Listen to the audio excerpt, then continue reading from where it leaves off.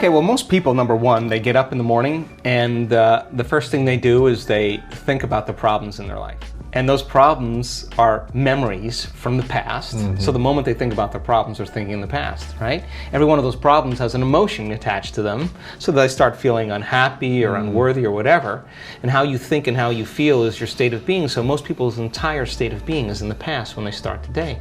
So if they're in the familiar past, they're going to live in a predictable future, right? So they get up and they check their cell phone, they check their text, their WhatsApp, their Facebook, they post something on Facebook, they tweet, they Twitter, they check the news, then they go to the bathroom, get a cup of coffee, take a shower, get dressed, check more emails, drive to work the same way, do the same thing. So they're in a program.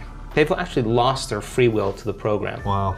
So if you start your day, and you start your day with this simple question, what is the greatest ideal of myself that I can be today? You ask yourself that question.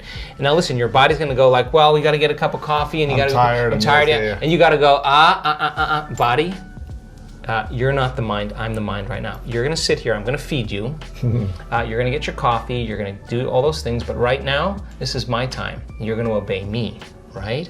So now, the body's no longer the mind, you're the mind. And so when it wants to get up and you become aware of it, and return back to the present moment, every time you do, that's a victory.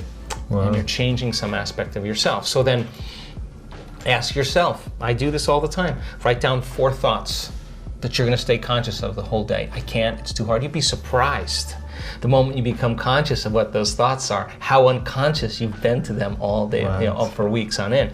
Write down what you speak, how you speak, 4 things you want to change, how you act. How do you act? Do you complain? Do you blame? Do you make excuses? Do you feel sorry for yourself? That's a victim consciousness. What emotions do you live by? Is it possible that you're so used to living by guilt you don't even know it's guilt, it just feels like you?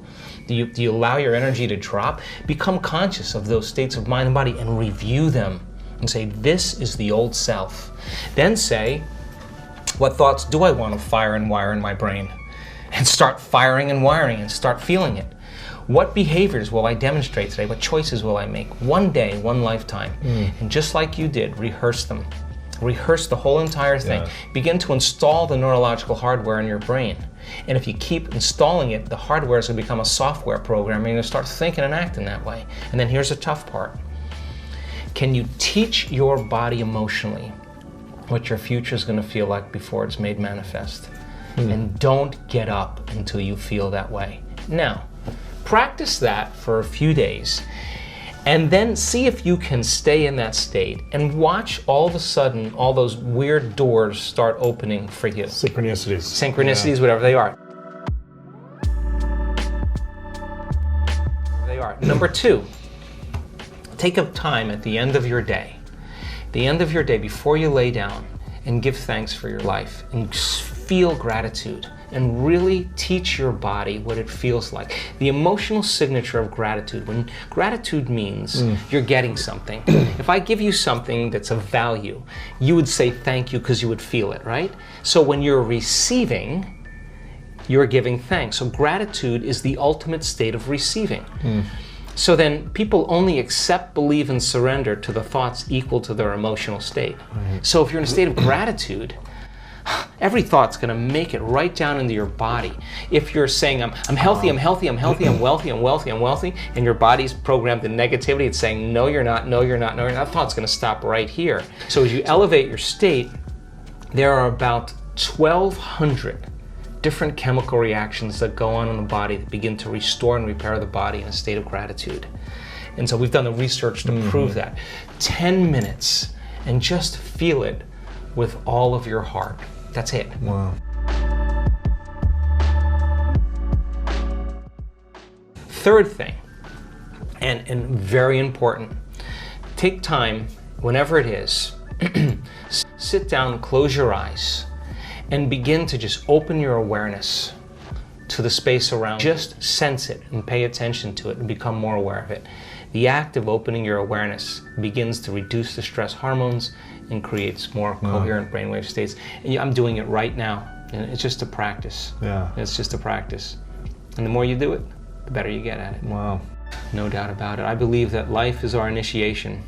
I mean, I do my best to see my life as a reflection of my mind.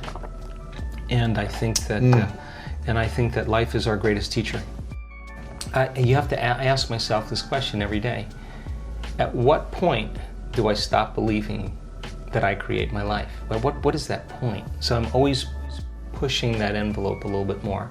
So for me, I think life is our initiation. We don't need to go to any ancient school of wisdom in the Himalayas. Our life is our initiation, and when you meet the challenges in your life from a greater level of mind, you're going to begin to move through those initiations. And what is the side effect of that? Wisdom. And that's what we take with us, being wise.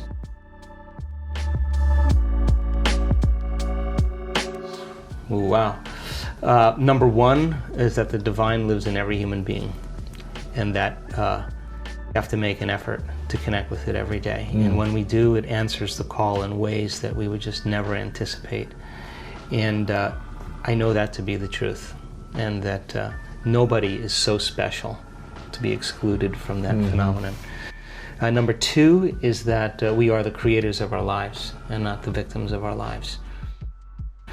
And that taking time in your life to invest in yourself is to invest in a future. And when you invest in yourself, you invest in your future. And when you believe in yourself, you believe in possibility.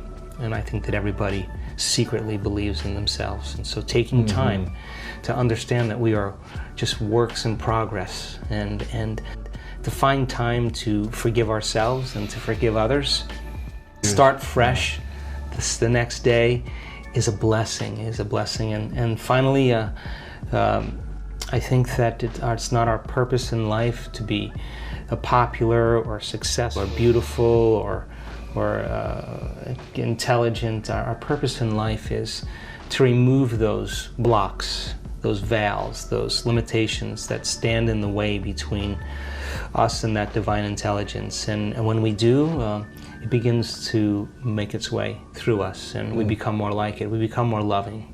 It is a loving intelligence. We become more giving. It's a giver of life. We become more conscious. It's a consciousness. We become more mindful. It has an infinite mind. We become more willful. It has an amazing will.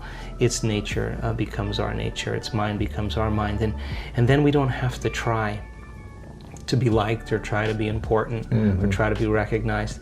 We're just happy for no reason at all. And I think that is the natural state of being. And I think that we innately know that on some level.